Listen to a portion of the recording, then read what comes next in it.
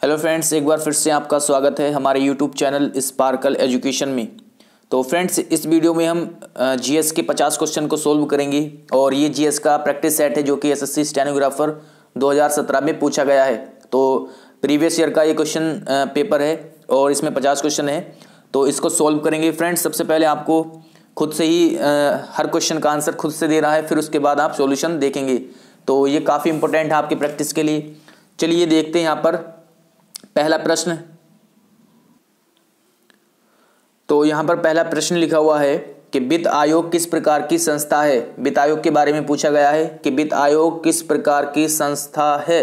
तो इसका आंसर हो जाएगा ऑप्शन नंबर बी, यानी संवैधानिक संस्था। वित्त आयोग जो है एक संवैधानिक संस्था है, इसका जिक्र जो है वो संविधान में किया गया है और आर्टिकल 280 में, ठीक है, वित्त आयोग का जो गठन है वो आर्टिकल 280 में बताया गया है और इसका गठन प्रत्येक 5 वर्ष के लिए किया जाता है। ठीक है, वित्त आयोग का गठन हर 5 वर्ष के लिए होता है और कौन करता है? राष्ट्रपति, और राष्ट्रपति द्वारा किया जाता है।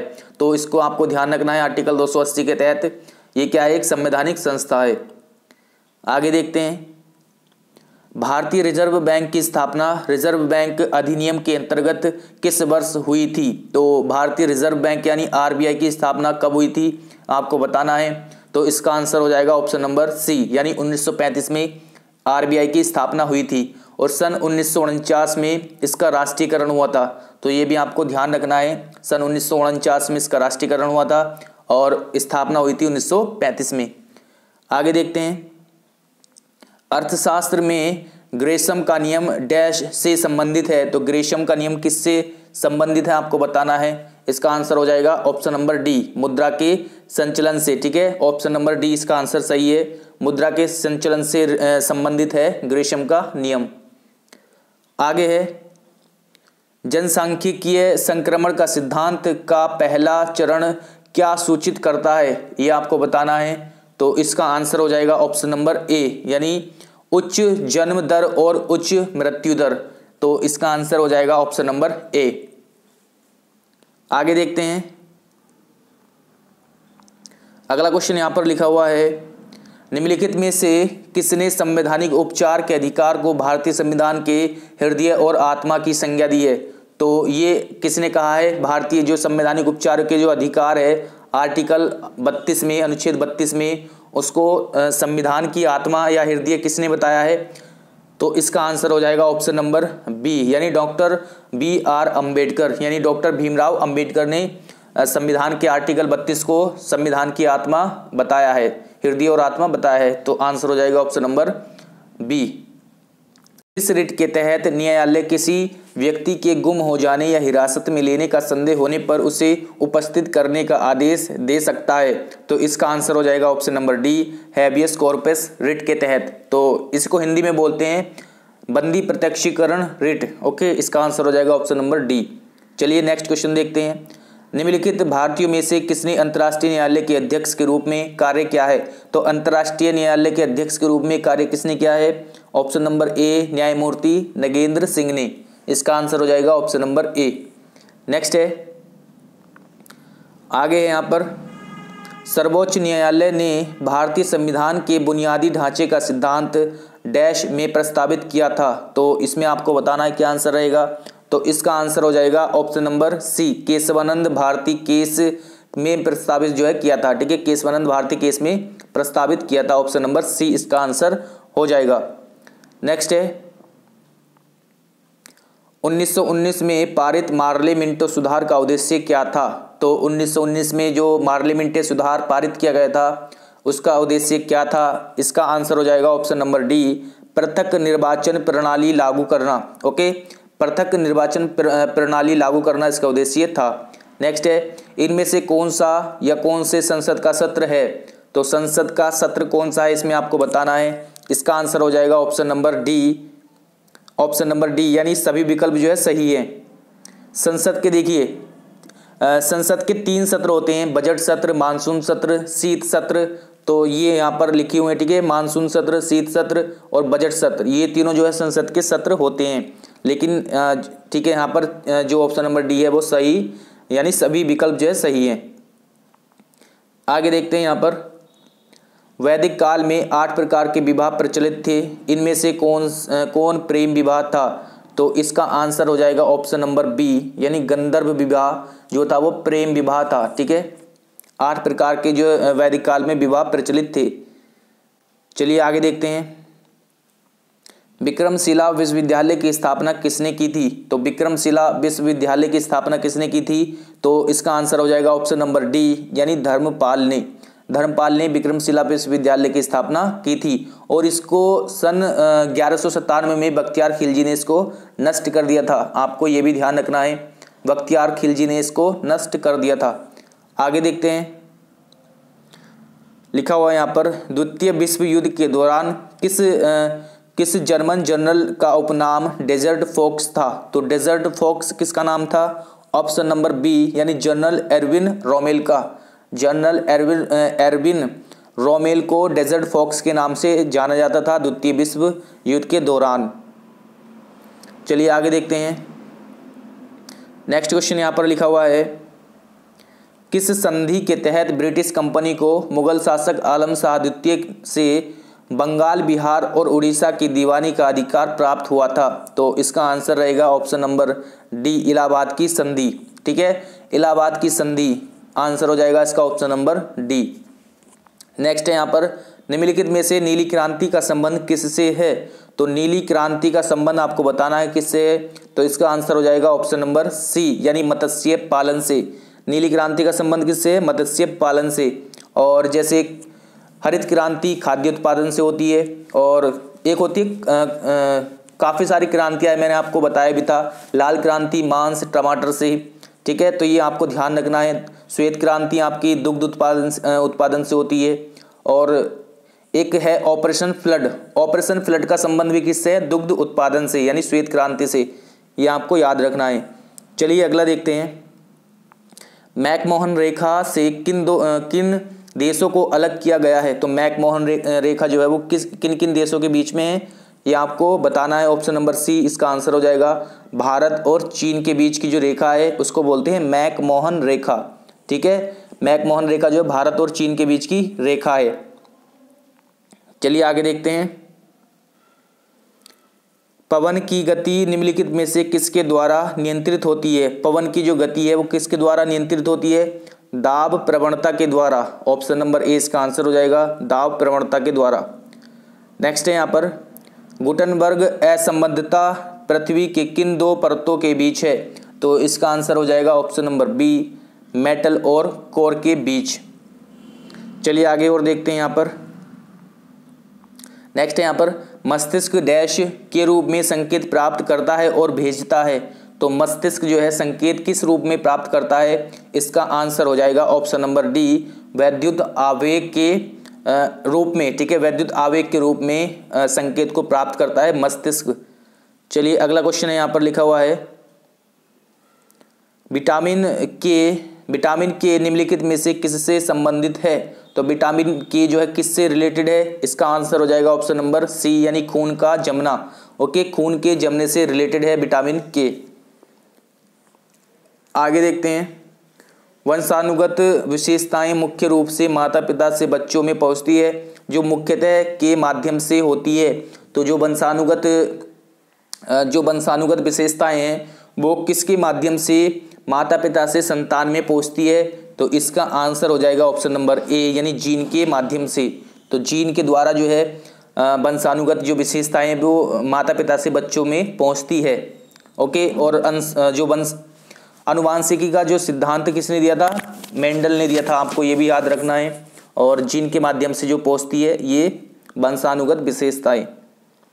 आगे यहाँ पर लिखा हुआ, लाइसोसोम को उनके डैश की वजह से आत्मघाती थैली के रूप में जाना जाता है। तो ऑप्शन नंबर डी इसका आंसर हो जाएगा, फैगोसाइटिक गतिविधि की वजह से। ठीक है, चलिए आगे देखते हैं यहाँ पर,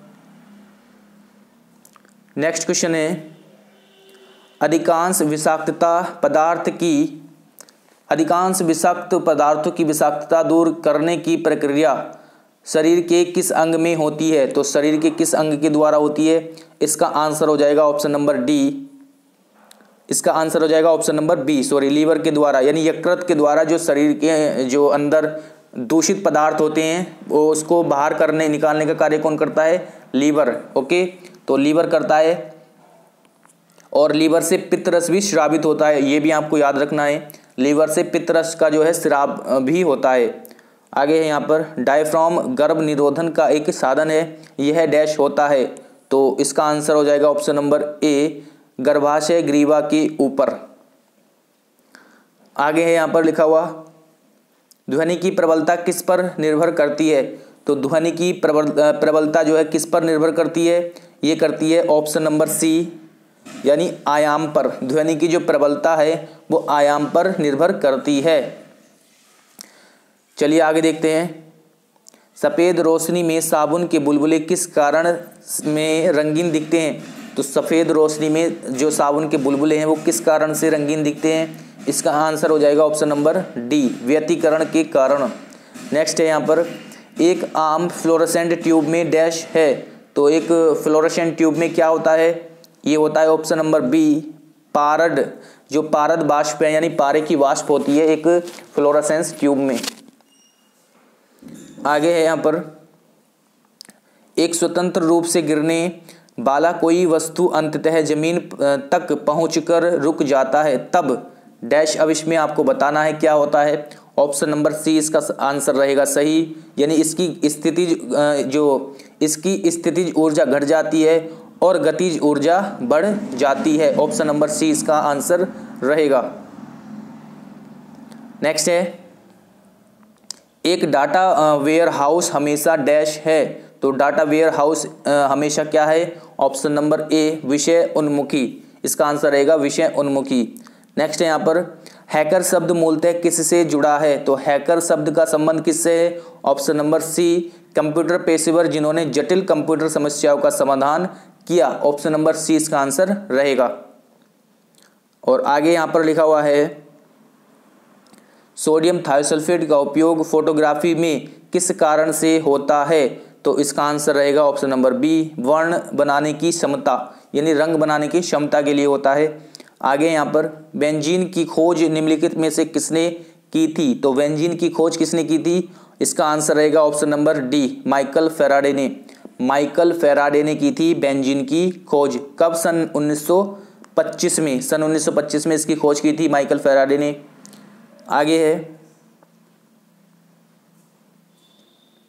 आगे यहाँ पर लिखा हुआ है फोस्जीन निम्नलिखित में से किसका सामान्य नाम है? तो फोस्जीन किसका सामान्य नाम है? इसका आंसर हो जाएगा option number A, carbonyl chloride का। ठीक है, फोस्जीन कार्बोनिल क्लोराइड को यानी COCl2 को भी क्या बोलते हैं? फोस्जीन। आगे यहाँ पर लिखा हुआ भारी जल डैश से बना होता है, तो भारी जल किससे बना होता है? आंसर हो जाएगा ऑप्शन नंबर सी, ऑक्सीजन में विघटित ड्यूटेरियम से। ओके, ऑक्सीजन में विघटित ड्यूटेरियम से बना होता है भारी जल। आगे यहाँ पर पारिस्थितिकी शब्द का प्रयोग सबसे पहले किसने किया था? तो सबसे पहले किसने किया था? Option number C, Ernest Haeckel ने पारिस्थितिकी शब्द का सबसे पहले प्रयोग किया था। आगे लिखा हुआ है निम्नलिखित में से कौन सा कथन सत्य है? तो इनमें से कौन सा कथन सत्य है आपको बताना है। तो ये सारे जितने भी कथन लिखे हुए हैं यहाँ पर सारे कथन सत्य है। ऑप्शन नंबर डी इसका आंसर हो जाएगा। ठीक है, ऑप्शन नंबर डी इसका आंसर हो जाएगा। आगे देखते हैं यहाँ पर भारत सरकार की एक प्रमुख योजना उड़ान किससे संबंधित है? तो उड़ान योजना का संबंध किससे है? इसका आंसर हो जाएगा ऑप्शन नंबर बी, नागर विमानन। ठीक है, ऑप्शन बी इसका आंसर हो जाएगा। उड़ान का संबंध है नागर विमानन से। आगे यहाँ पर जिज्ञासा भारत सरकार द्वारा शुरू किया गया है, इनमें से कौन सा इसके बारे में सही है? तो जिज्ञासा के बारे में जो कौन सा सही है? इसका आंसर रहेगा ऑप्शन नंबर सी, यह कार्यक्रम केंद्रीय विद्यालय संगठन के सहयोग के CSI द्वारा लागू किया गया है और कार्यक्रम का मुख्य उद्देश्य स्कूलों के छात्रों और वैज्ञानिकों को जोड़ना है। ठीक है, इसका आंसर हो जाएगा ऑप्शन नंबर सी। नेक्स्ट है यहाँ पर थॉमस एल्वा एडिसन ने बिजली के बल्ब की खोज की। एडिसन एक थे, तो ये कहाँ के साइंटिस्ट थे? आपको बताना है इसका आंसर। ऑप्शन नंबर बी इसका आंसर रहेगा। अमेरिका के वैज्ञानिक थे, ठीक है। थॉमस एल्वा एडिसन जो है अमेरिका के वैज्ञानिक थे और सन 1879 में इन्होंने बल्ब का आविष्कार किया था, ठीक है। आगे देखते हैं यहाँ पर, किस समिति ने भारतीय क्रिकेट बोर्ड में संरचना और कार्य प्रणाली में बदलाव की सिफारिश की है? तो क्रिकेट से रिलेटेड है, इनमें कौन सी समिति है? लोढ़ा समिति। तो इसका आंसर हो जाएगा ऑप्शन नंबर ए। आगे देखते हैं यहाँ पर, नेक्स्ट है यहाँ पर, निम्नलिखित में से कौन सुमेलित नहीं है? तो इसमें से आपको बताना है कौन सा इसमें सुमेलित नहीं है। देखिए ऑप्शन नंबर सी इसमें सुमेलित नहीं है। ऑप्शन नंबर सी जो है यहाँ पर सुमेलित नहीं है, बाकी यहाँ पर सब सुमेलित है। और इसके बारे में अगर बात करें तो इसमें जो है ऑप्शन नंबर सी जो है यहाँ पर सुमेलित नहीं है। सुदीरमन कप का संबंध होता है? बैडमिंटन से, ठीक है, बैडमिंटन से इसका संबंध होता है। तो ये आप देख लेंगे। हॉपमैन कप जो होता है वो टेनिस से संबंधित होता है। अजलन शाह कप हॉकी से, उबेर और सुदीरमन कप होता है बैडमिंटन से, ठीक है। इसका आंसर हो जाएगा ऑप्शन नंबर सी। नेक्स्ट है यहाँ पर, संगीत निर्देशक AR रहमान का पहला नाम था? तो AR रहमान का जो पहले नाम था वो क्या था? इसका आंसर हो जाएगा option number B, Dilip Kumar. Okay, Dilip Kumar इनका नाम था और बाद में इन्होंने अपना नाम बदल दिया था, AR रहमान कर लिया था, यानी अल्लाह रखा रहमान। आगे है, नेक्स्ट है यहाँ पर, राउफ एक लोक नृत्य है, इसकी उत्पत्ति हुई है? तो राउफ कहाँ का लोक नृत्य है? ये है जम्मू एंड कश्मीर का, जम्मू कश्मीर का लोक नृत्य है राउफ। आगे यहाँ पर, सिनेमा के क्षेत्र में आजीवन उपलब्धियों के लिए ऑस्कर पाने वाले पहले भारतीय कौन थे? तो इसका जो आंसर हो जाएगा ऑप्शन नंबर सी, सत्यजीत रे, ठीक है, सत्यजीत रे। सिनेमा के क्षेत्र में सबसे पहले उपलब्धियों में ऑस्कर पाने वाले भारतीय थे सत्यजीत रे। आगे यहाँ पर, निम्नलिखित में से भारत रत्न पाने वाले कौन है? तो भारत रत्न पाने वाले कौन हैं? ये सभी है, यानी अटल बिहारी वाजपेयी, सचिन तेंदुलकर और लता मंगेशकर, इन तीनों को भारत रत्न दिया जा चुका है और इसका आंसर हो जाएगा ऑप्शन नंबर डी, ठीक है। ऑप्शन नंबर डी इसका आंसर हो जाएगा। आगे देखते हैं यहाँ पर, निम्नलिखित में से कौन सा एक विकल्प सुमेलित है? तो कौन सा विकल्प जो है इसमें सुमेलित है? Option number C, a passage to India, ये लिखी है E.M. फोस्टर ने, तो ये पुस्तक का नाम है और ये आपकी मतलब आंसर जो है सी हो जाएगा यहाँ पर, ठीक है। आगे बात करते हैं 97 क्वेश्चन की। तो इसमें देखते हैं यहाँ पर, निम्नलिखित में से कौन बिम्स्टेक का सदस्य नहीं है? तो बिम्स्टेक के बारे में यहाँ पर पूछा गया है, बिम्स्टेक के बारे में यहाँ पर पूछा गया है। इसका आंसर हो जाएगा आपका ऑप्शन नंबर डी, यानी चाइना बिम्स्टेक का सदस्य नहीं है। बिम्स्टेक के बारे में अगर बात करें यहाँ पर, तो बिम्स्टेक में जैसे कौन कौन से देश आते हैं? इसमें आते हैं आपकी बांग्लादेश हो गया, भारत हो गया, श्रीलंका, थाईलैंड, म्यांमार, नेपाल, भूटान, ये जो है बिम्स्टेक में आते हैं। और ये जो चाइना है यहाँ पर, चाइना बिम्स्टेक का सदस्य नहीं है, ठीक है। आगे यहाँ पर, चाबहार पोर्ट भारत द्वारा डैश में विकसित किया गया है? तो ये किस देश में विकसित किया गया है? ऑप्शन नंबर बी, ईरान में, ठीक है, ईरान में बनाया गया था ये वाला बंदरगाह। आगे लिखा हुआ है, अफगानिस्तान की संसद द्वारा बनाई गई है? तो अफगानिस्तान की जो संसद है किसके द्वारा बनाई गई है? भारत के द्वारा, ठीक है, भारत ने इसमें बनाने में मदद की थी। चलिए आगे देखते हैं। नेक्स्ट है यहाँ पर लास्ट क्वेश्चन है, भारत और बांग्लादेश के बीच एक जिस नदी को लेकर विवाद है उस नदी का नाम क्या है? तो भारत और बांग्लादेश के बीच किस नदी को लेकर विवाद है? ऑप्शन नंबर ए हो जाएगा इसका आंसर, तिस्ता। तिस्ता नदी को लेकर के भारत और बांग्लादेश के बीच जो है विवाद बना हुआ है। तो फ्रेंड्स ये 50 क्वेश्चन थे जीएस के सेट के। ये क्वेश्चन पे सेट जो है आपका 2017 में पूछा गया है। और फ्रेंड्स अगर वीडियो अच्छी लगी हो तो लाइक ज़रूर करना और चैनल को सब्सक्राइब करना। Thanks for watching.